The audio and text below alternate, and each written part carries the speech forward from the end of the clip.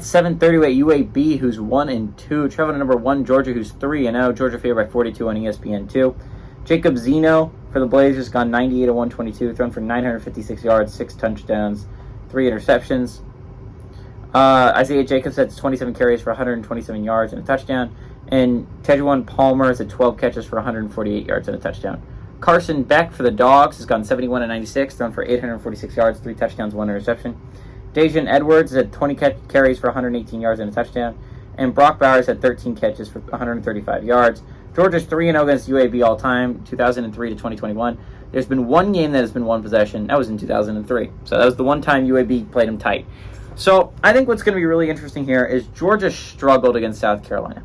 But on the bright side, if you're Georgia, you won the game.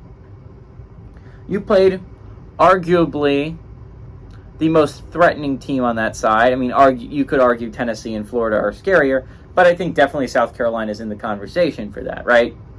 You played one of the tougher teams on your side. It's out of the way. Honestly, Missouri also kind of looks kind of tough. So take Missouri with a grain of salt, too. But on the other bright side is you weren't the only one of the top 4 teams to struggle, right? Florida State obviously happened before you, so you knew that they also struggled. But after this happened, Michigan kind of struggled against Bowling Green, and the Wyoming-Texas game was tied into the fourth quarter. Again, you weren't the only one to struggle, and that's a big victory for Georgia. On the other hand, you didn't play well. And if you play like that against a better football team, which eventually you do have to play. You do have to play Ole Miss again eventually from the other side.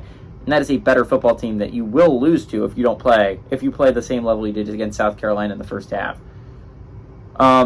This is a great tune-up game. UAB has been struggling. The Trent Dilfer era has not started great for the Blazers. The offense is clicking. It's just the defense has been pretty bad. This is a great chance to get back on track offensively if you're Georgia, right? But UAB's offense should be clicking. I think this is interesting. It should be a high-scoring game. I think Georgia wins, and I think they win by a lot, but 42 seems like a lot of points. Give me UAB to cover on the road.